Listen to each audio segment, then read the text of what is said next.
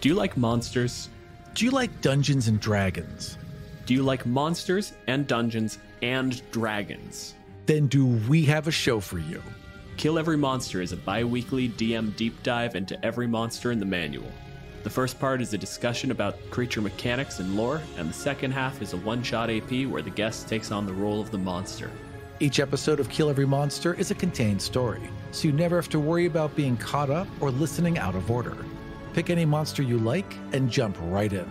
For a Dryad episode, Emily Booza talked about how these tree ladies are really just grown-up fairies. Like that concept of there are fairies that are specifically assigned to a flower, like stuck in my head as a kid, and I really remember really loving those. And I feel like the Dryad can be kind of, again, it's a grown-up fairy. It's the grown-up version of that concept of just, you're too big for just a flower. You need a whole tree. I like this accidental idea of almost the hermit crab Dryad mentality of like, well, I was born, I had a dandelion, and then all the wisps flew away and I had to move. So I lived in a rose bush for a while, and then there was an apple tree growing nearby, and that was really nice. I love that. I want a children's book of that concept. I want a children's book of that concept now, please. Universe. To find out more about the show and where you can listen, head on over to killeverymonster.com. And we'll see you next time for Kill Every Monster.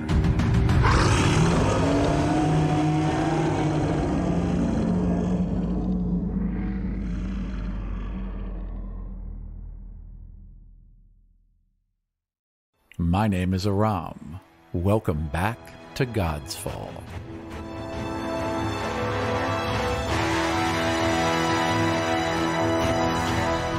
Godsfall is a custom Dungeons & Dragons game that is played and recorded in Washington, D.C. and written and produced in Chicago. Hello, my name is Joe. I am playing Lord Haldir Loran, a level 5 High Elf Warlock.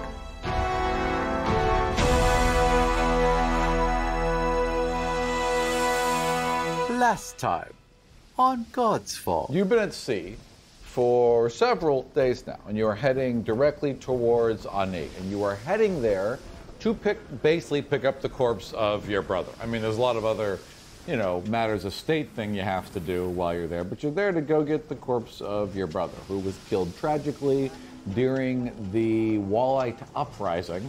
Now, you are on one of 3 of these elven ships, and they are gorgeous ironwood vessels with these large ivory sails, and on these sails is the sword and shield of Rylend. These ships are the last of their line. You can't make any more. They are grown as much as they are built. The single mast that holds up all the triangular sails is living. It's fused to the deck through its roots. And you can see as the wind shifts, it actually kind of sways with the wind. It bends and moves in ways that other ships simply couldn't. You're walking through the halls of your ship, and you're heading towards the chambers of Enare.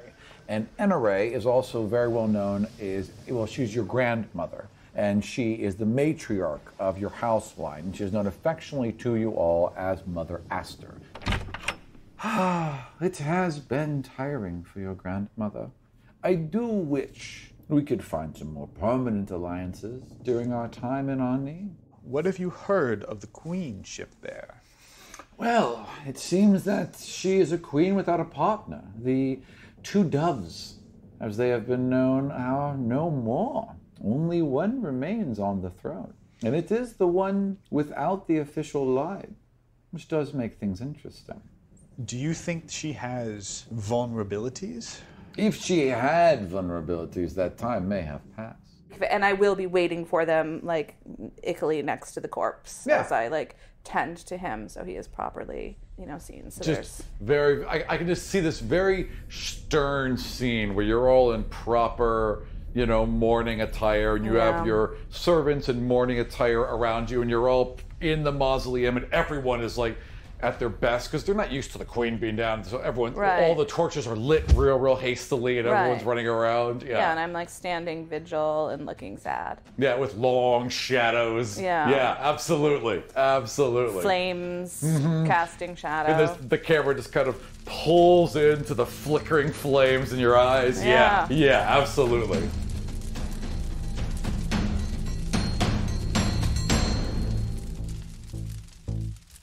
Like a Nothing. blank wall. Blank. I'm gonna push a little harder on him just Sure. to make sure that I did not. First 30 seconds, you kind of wave over everyone, right? Yeah. Is this while I'm walking up, or have I While stopped you're in being front of her? introduced. Okay. Yeah. And I meet her gaze directly in her eyes. Oh, well, that's definitely not gonna work because I rolled a 6. You feel like there's no reason why you shouldn't be able to read him. No. And you feel like you can touch, in fact, you don't even feel like you can get to him. Like you can just touch the outside edges, and there's just something, not so much blocking you as just like A doid. avoid, like erasing him. You gather the idea of a single flame within your mind and just focus on that flame for a moment. And as you focus on that flame, your heartbeat beats along with it. And as your heart beats, the flame just kind of until there's nothing but you and the flame and your heartbeat. And then it's met by another in the darkness. And they both light and they both begin to beat at the same time. And once they sync, you feel the connection. Inform me immediately if Cyrena is seen in your city. You've never actually met this individual. You've just been connected with them, and the voice that comes back says, no sign of the queen or her party. Will stay alert. I'd like you to do something for me, Yes, sir. and I will pay you for it. I will pay you well. Yes, sir. I'd like you to hit me. If you do not hit me, I will have your mother and your father killed on the streets of Rylend. Please, sir. No. Hit me. Please, sir. He swings at you. Okay. I'd like to try and block it. Okay, well, he gets a 4. So he rears back and swings at you as hard as you can, but you easily reach forward and you grab his arm before he's even really able to cock it. So you catch it a good 4 inches behind his right ear. You dare to raise your fist to Haldir Loran? I'm sorry, sir. I'm sorry. And I cock my fist back and I punch him as hard as I can in his face. Roll to hit. He's not wearing any armor, and he is not trying to move. You crack him in the face. He stumbles backwards. He has his hands up. He's like, sir, I'm so... And he actually gets on his knees. And I say, you dare run from me? And I kick him in the face. Roll to hit. And there's like this wet smack. You know what I mean? That hard crack of flesh against a flesh as you just crack him in the face. Blood shoots out from his shattered nose as he's launched backwards. His face is on the floor. And so at this point, I'm a little out of breath. Yeah. And I straighten myself out. And I walk over to a table and I pull out a bag of silver and I throw it at him. It's lands kind of like smacks him in the face and rolls off. So I open the door and I call one of the servants over. One's over. And I say, Vesson had an unfortunate accident. Remove him. Done, sir. And they rush in and they roughly pick him up and drag him out of your room. And as they do, 2 people run in and they're wiping the floor with blood. There's literally someone on their knees wiping blood off your foot. I walk to whatever place I refresh myself and I wash off my knuckles. Okay. And I wash off my hands. You go to the same basin, right? And your knuckles are bruised and bloodied. There's 2 places where they're just split wide open where the edge of his tooth is just cut into. You place them in the water and blood just fills the basin. And this darkness comes up in tendrils and just seems to swallow the blood, seep into your wounds. The bruising, the swelling, everything just vanishes as this dark smoke just vanishes inside your wounds. And you're fully healed and fully rested.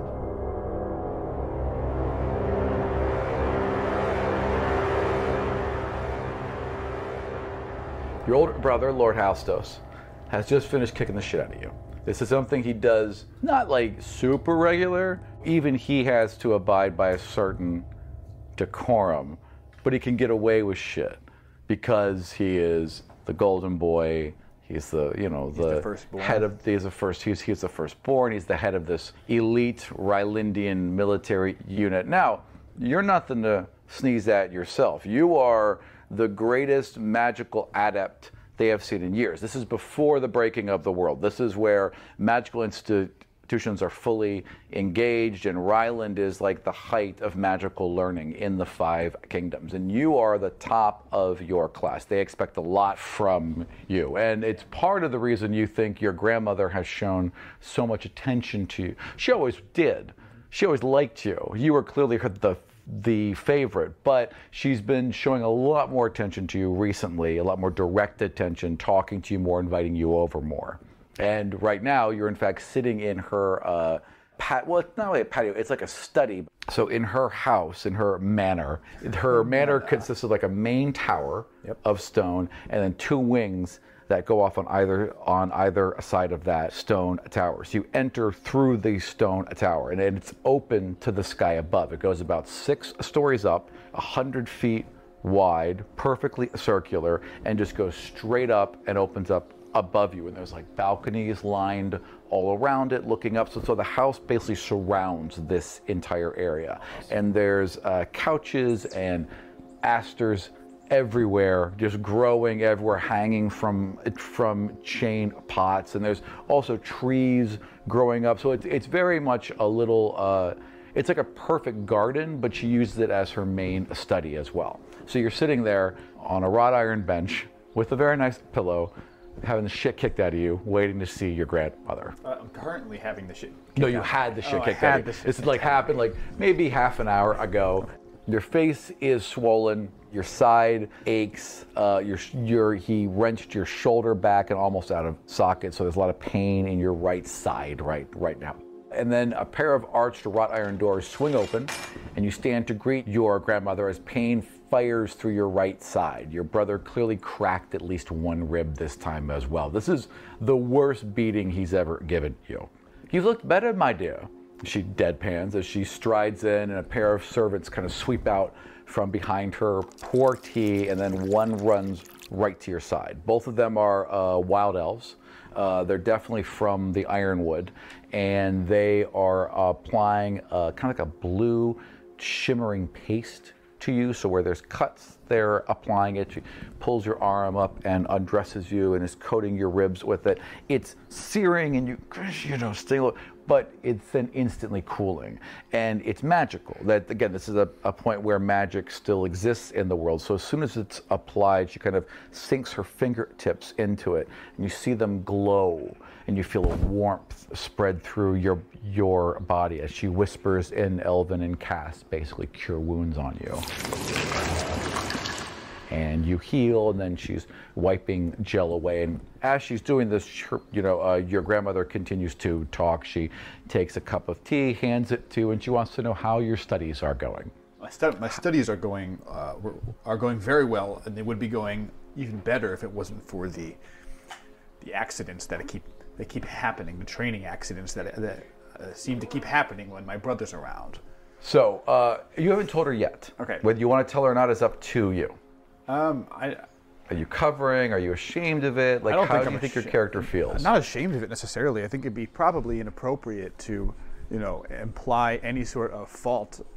That's true. To my older brother, because he is the golden boy, right? Unfortunately, yes, that's true. I would want to tell her and want to kind of slide it in, but I don't know that it would be, it would be my place to say something outright. So you kind of hide it under training accidents. I like that. Be a coward about it, right? I say, well, that is unfortunate. It is amazing how many accidents happen during your studies. And she pours another cup of tea and hands it to you. And she kind of, takes a look at your arm, and she's like, well, I suppose that's not too terrible.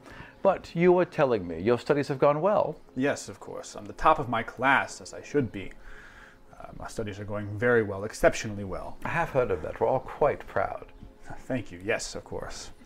It is a shame that your powers grow, yet they can't quite defend you from some of these accidents. Of course, you're limited in what magic you're allowed to cast right now, and certainly no one can anticipate an accident. But Perhaps we'll learn more soon. And she stands, and she kind of gestures behind her. The servants open the doors behind her, and she puts her arm out for you to take her arm. And I stand, and I, of course, take her arm. She curves it in hers, and she pats your arm, and she starts to walk you up and around this winding stone staircase that goes around that center column. And the whole time she's walking up, she's talking to you about the importance of your studies and how well you're doing and how proud the council is and how there'll be more tests soon in the future. But for now, you should just focus on what you're learning. And you get up to her top garden.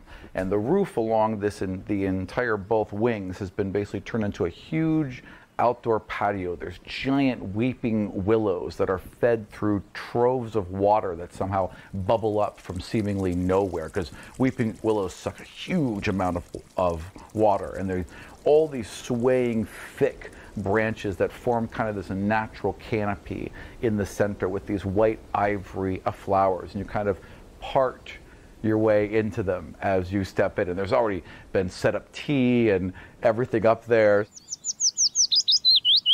So she walks you through this area. So you basically walk right past the tea. She parts the branches again at the end, and you end up at the edge, kind of overlooking a balcony. And you're overlooking the edge of Rylend. Rylend's built on the side of a mountain, and there's just sea and ocean, and then somewhere beyond Ani lies, and it's a clear, gorgeous day, and the wind whips, and it's always an amazing view. You were very, very small when you first saw it, and your little hands would be on the wrought iron bars with your face pressed, and now you can look out upon all this grandeur, and every time you see it, it fills you with a certain sense of responsibility about your home. You think about your position, and even though you're the second born, you still have a lot of weight on your shoulders. So you're listening to her, right?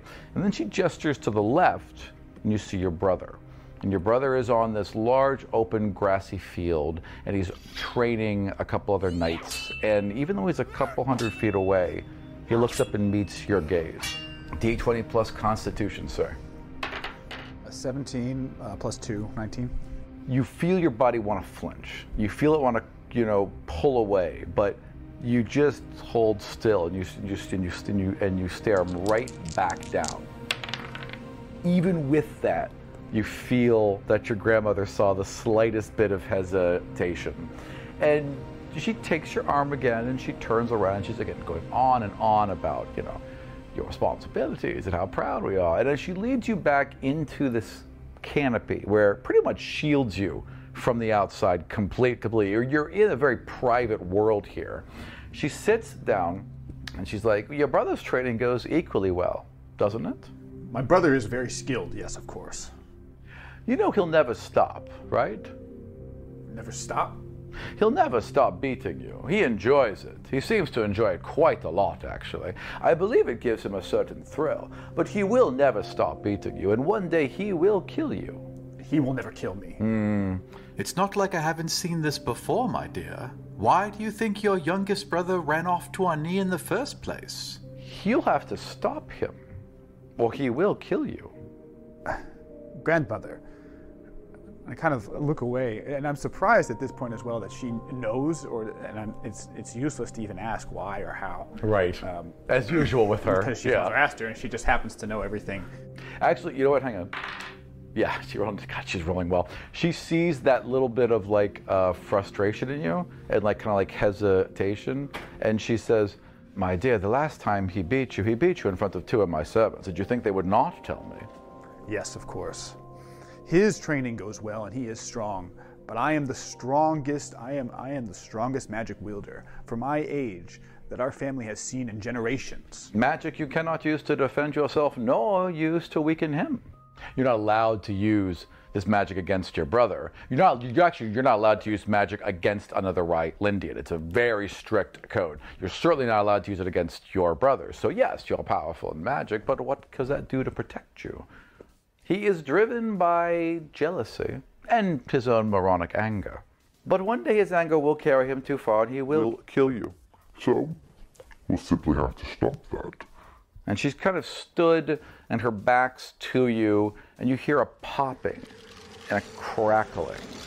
And her arm kind of jets back in a weird way, and she begins to trace her finger through the air, etching a deep, glowing scar in nothing as her hand moves along.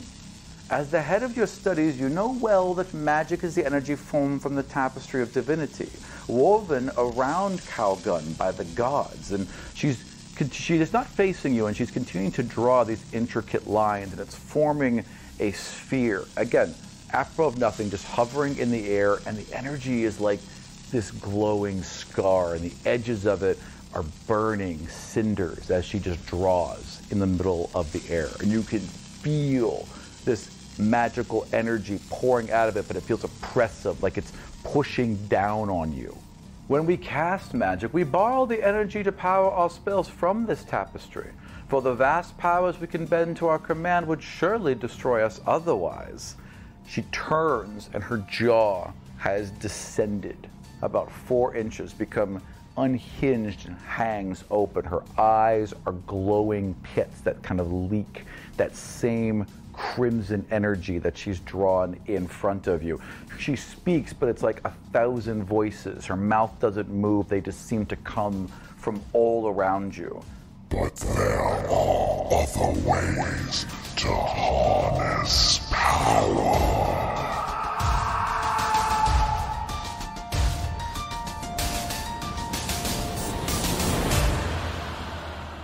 And you gasp as she's suddenly at your side. She was just there, and now she's there. And she has your wrist in her hand, and she turns it just slightly, and you collapse to the ground in pain. In a second, when you open your eyes, she has this crackling orange dagger of energy in her hand, and she has it right up to your throat. You've never seen her move that fast. You can't comprehend why she's so strong. And there is power which cannot be traced. And then she's just not there. She's back in her seat. She's sipping tea. There's nothing hovering in the air. It's just like there's like a breath of wind. The trees sway back, and it's a beautiful, calm spring day.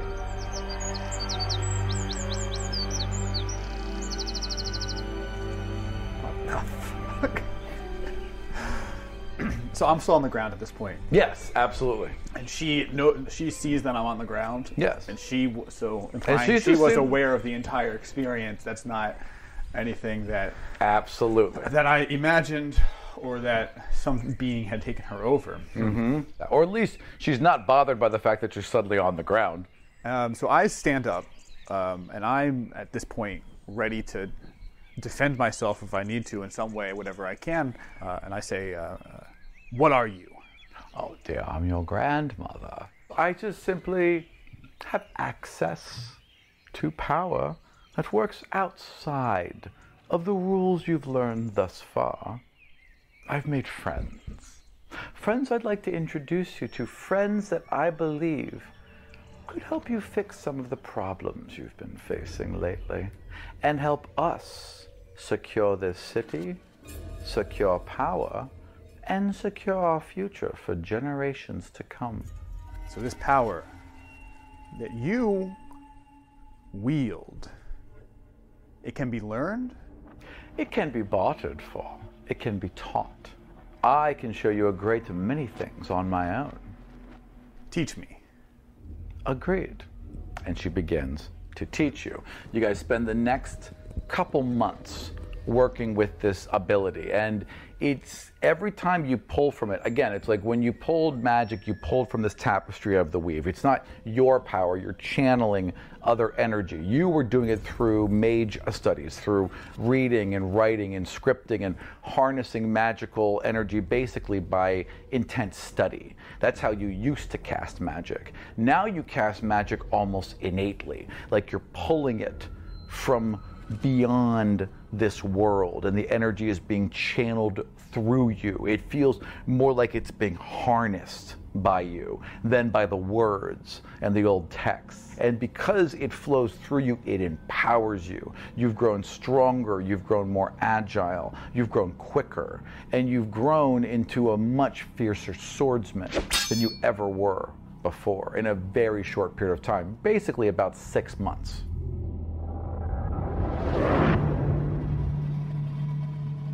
Your grandmother also shows you ways of harnessing this outer power within your own flesh, allowing you to enhance your speed and strength to supernatural levels for short periods of time. Once you mastered these magics, you were taught how to draw your pact blade. The power you draw from the outside world can be tethered to the weave of this one, forming a permanent bridge between them with your flesh as the conduit. By doing so, you are able to forge this energy into any weapon you desire: swords, axes, bows and arrow, anything, each appearing instantly in your hands, born from a crackling blood orange energy that burns at the edges. So in addition to training in secret with your grandmother, you've also been keeping up your official studies as a mage. The pace has been exhausting, and when you do find yourself with an hour or so of free time, you'd like to walk to the top of the twisting walls and look out over the Kingsea. Rylend is an ancient city, older than the eldest cities of man, forged by the finest dwarven and elven craftsmen of the First Age. Built halfway up the side of a dormant volcano, the city sits tucked against sheer cliffs of blackened stone rung with a thin forest of ironwood trees, the only other place in the 5 kingdoms where they are known to grow. The smell of salt water is strong this morning as cold blasts of air are driven upward by the frothing surface of a dark and angry sea. Far off on the horizon, toward the capital city of Ani, a powerful thunderstorm seems to swallow the sky as bolt after bolt of violent, crackling light explodes across it.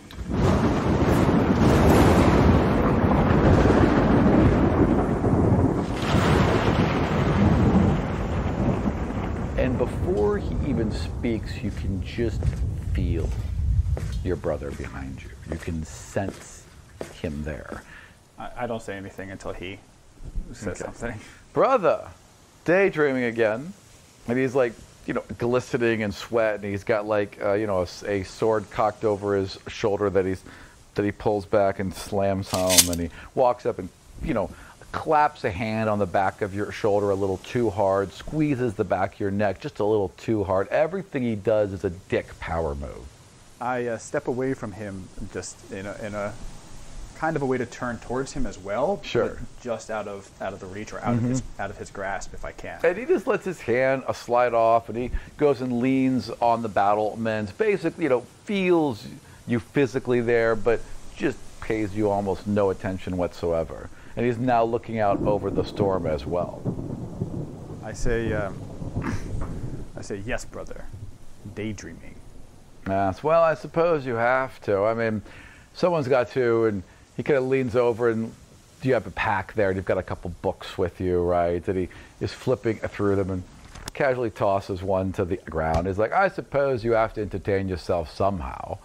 You won't be in charge of anything. You won't be running anything. You certainly won't be leading the guard. So I suppose your studies and your books will keep you busy. And he kind of leans forward and just tries to pat you on the chest. I move back before he can touch me. All right, and then now he kind of turns, and he steps forward, and he starts advancing on you, and goes to plant a finger straight in your chest. And he's like, there's not really much for you to suppose, brother. This is your place. This is where you belong. This is where you stay. And every time he's just jamming a finger into your chest and trying to drive you backwards. I say, brother, please do not touch me. I'm still very sore from my last training session.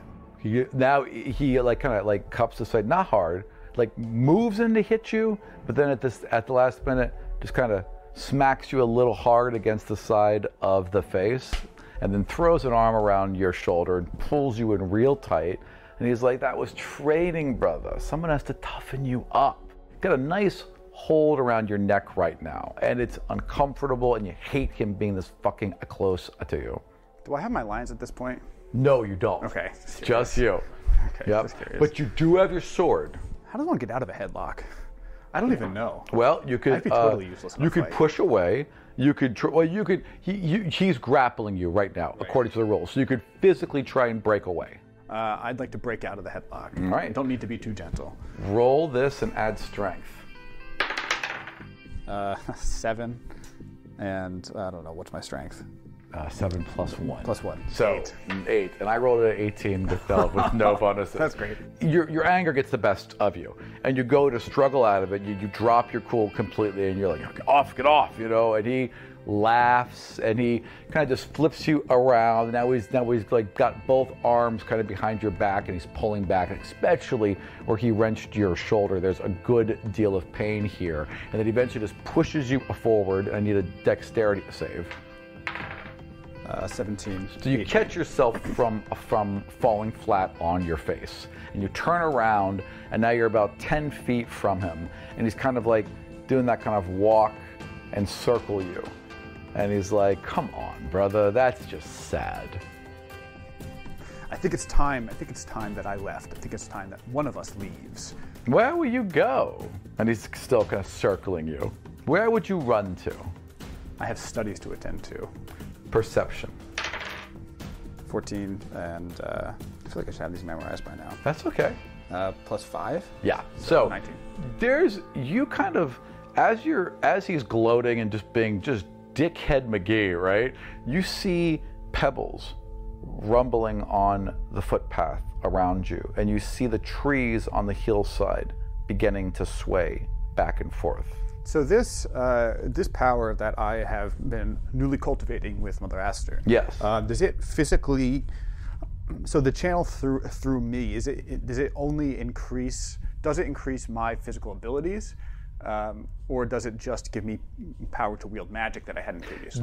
There are spells you can cast now that would increase your physical ability. So you can like bolster your strength and bolster your speed and that kind of thing. So you use the magic to do it, but because you're casting it differently, it feels more just like you're calling it forth, as opposed to using the old scripts and text to weave from them, that kind of thing. Right. Yeah. So I'd like to start preparing, I guess, gathering power. Yeah. Because he's not going to touch me again. Fair enough. So what would you like to empower right now? Your strength, your dexterity, what would you like to do? Strength. Strength. Excellent. All right, so I would like you to roll 1d4 and add 1. 1 die, so 4 plus what? 5. So your strength is temporarily at 19. So you feel your neck bulge, and you feel like every single muscle on your body tighten for a second. You don't get any bigger. There's no physical sign from this, except maybe that your veins are bulging everywhere, and like right in the middle of your forehead too. But you are suddenly incredibly strong. And your brother is still circling you and still taunting you. And he's starting to like close the circle. Like as he walks, he gets a little closer as he circles around you. I say, brother, do not touch me again.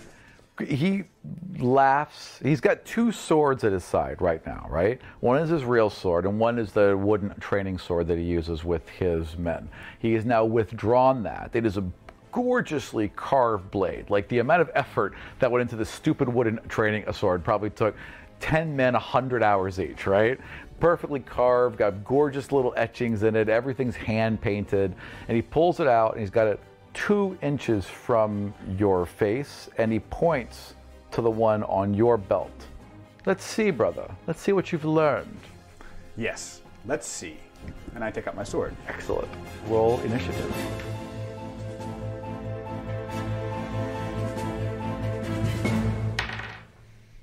It's about 20, right? Yep.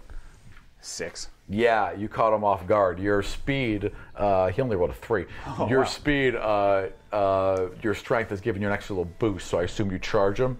Yeah, yeah. Roll to hit. Is it D20 again? Yep. Roll to hit, is that strength, or is that... So it's 10 plus 7, because that's because that's a 7, so 17. 17 will hit him. Roll damage. Roll when you roll damage, roll a die 8 and add 4. You've got to... No problem. I know. I should be giving you instructions. Even the times when we've actually played, right? Have been the only times I've ever actually played, and I don't know. No, I totally understand. Yeah. 2. 2 plus 4? Yeah. So 6. So you crack him across the face, and he kind of like, takes a step back. Across the face? Yeah, just like boom, just like caught him right across the face with like the flat of the blade. Well, it's a wooden blade, but like the flat of it, right? And there's like a little trickle of blood, and he just kind of wipes away. He's like, you have been studying. And he goes into, now, he is a trained warrior. You're just a sorcerer that's decent with a sword. So just so you know, this is what you're stepping into. All right, he is going to try and disarm you. So he's going to try and hit you first. And he did. So I need you to roll a strength check against DC 16. So that's 9 plus 4 plus 13. Okay, so he went for your weapon and he kind of cracked you right against your knuckles. So you dropped the sword, and he gets 2 attacks per round. So he's also going to swing for you. That has a natural 20. Oh boy. So he cracks you across the face. 5, 13 plus 4. So 17 points of damage. He basically hits your knuckles, you drop the blade, and then he just catches you right under the chin and spins you around. You are dazed. I need you to roll Constitution. That's not good. 14. Okay, you stumble onto your hands and knees, and he walks up and he just delivers a kick right to the side of your ribs, kind of flipping you over on your back, and then stands above you and plants a boot on your chest and presses down hard. And there's pain. You feel your ribs that were just broken a little while ago by this asshole, flare, and it's hard to breathe, and your face is all busted up, and he's just laughing at you at this point. So I can channel power? Yes, you can. I'd like to channel more power. So what would you like to do? Well, right now, this is a power struggle between me and my brother, right? Yes. So running away is not really going to help me. Right. Being underneath of him, being quick is probably not going to help me. So I'd probably just like to be stronger than him. Okay. And plus the subjugation, would be nice. All right. So I'd like to push him off. Roll strength. Come on. Beat a 16. So when I roll strength, I rolled an Yes. 8, and my strength is 12. So you add, right now it's 19, so it'd be plus 4. So 8 plus 4 is 12. You kind of wrap up his ankle. Yeah. And you are able to lift his foot, which startles him, but he's able to slip out, come back around, kick you across the face, and then just plants the boot right back on you. And he leans in now, so he's got both arms on his knee, pressing down hard on your chest. And he's like, little brother, when will you learn? He leans in and slaps your face. Just give up. So I'd like to call on a packed sword. Yeah. I want to summon a knife. Yeah. Something that's really intimidating and not actually physically use it. Excellent. But I assume that I can bring my, summon it in my hand and wield it in a threatening manner. Oh, yes, you can. I would like you to roll intimidation, and I'd like you to roll it with advantage because he's never seen this before. Okay. So 10 plus 3, 13. Okay. And he rolled an 11. So, yeah, he's startled by that, and he steps off you and steps backwards a few, and he's like, brother, you cannot use magic. Not against me, not against any Rylendian. And he's looking at because he's never seen anything like this before. And as he's stepping backward, he's dropped the training sword, he's pulling out his real sword now. I told you not to touch me. And I told you what the laws of this land are. You will come with me, brother. You are under arrest. I'm no longer taking orders from you. And then he's going after you again. So let's roll initiative. 3. Oh, he rolled a 4, so he just goes first. So he's going to swing. He's trying to kill you now. He rolled a natural 1. So he charges you with this blade. Your brother is so fast, and with a real sword in his hands, he is terrifying. But just as he's about to get to you, you see this little flash of that same crimson energy just appear right before his foot to trip him up. He catches on it and goes face first down, directly in front of you. I run directly in front of me. Yeah. I kneel down and put my knee directly on the back of his neck, the nape of his neck, like you see cops do with people. Yes, totally. Right? And then I hold my knife right to his neck. All right, I just want you to roll athletics. 3. With advantage still because he fell. So you get one more.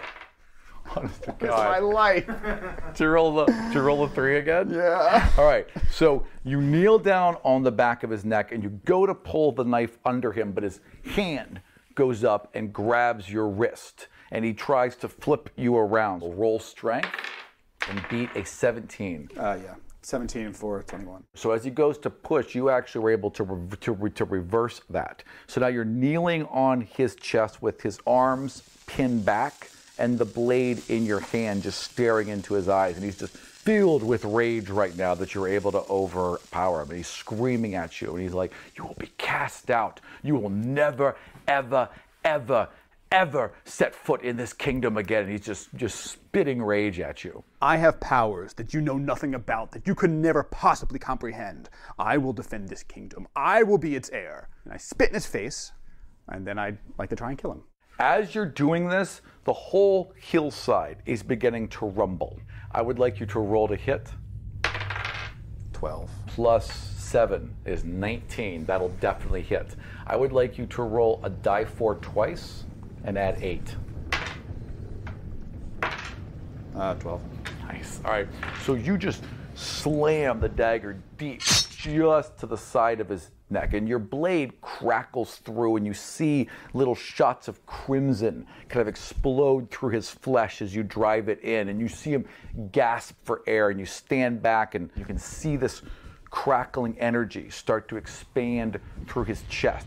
You're starting to see bricks collapse away, and black smoke shoots out of the top of what has been for millennia an inactive volcano, but it appears to be not so anymore. The volcano of Rylend is going off.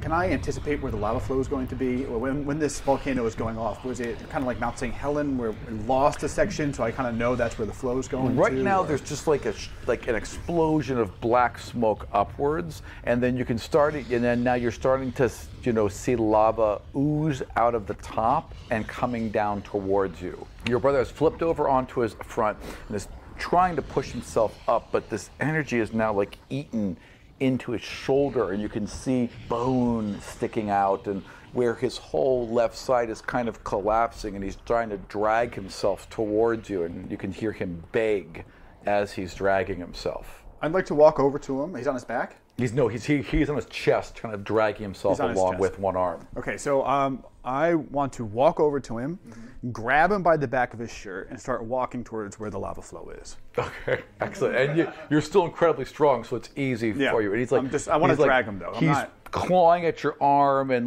screaming at you, and you're just dragging him towards the lava. Well, it'll hit in this one area within one round.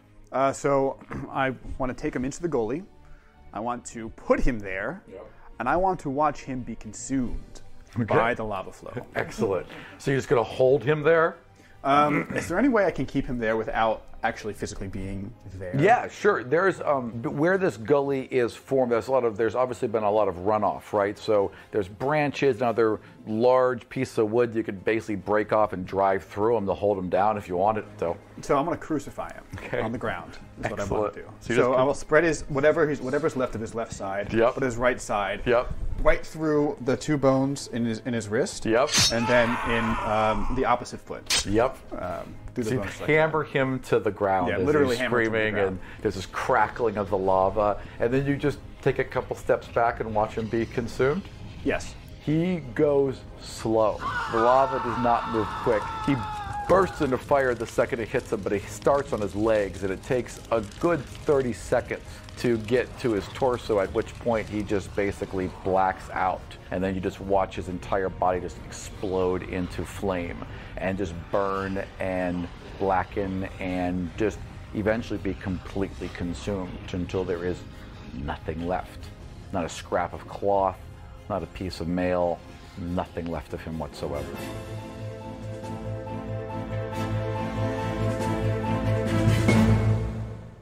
Godsfall is written, produced, and edited by myself, Aram Vartian. If you want up-to-the-minute information about the podcast, you can follow me on Twitter at GodsfallDC. Special thanks to our good friends at BattleBards for giving us access to their incredible catalog of richly produced sounds.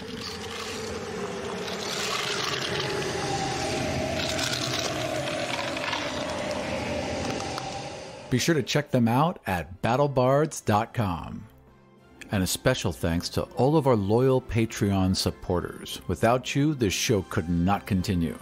If you'd like to support Godsfall, get access to exclusive Patreon supporter content, and get episodes of Season 3 before they're released publicly, head over to patreon.com/Godsfall. That's all from us this week. We have original maps, art, character sheets, and more on our website at godsfall.com, as well as links to our Patreon account and official Godsfall t-shirts. So see you next time in the world of the Five Kingdoms.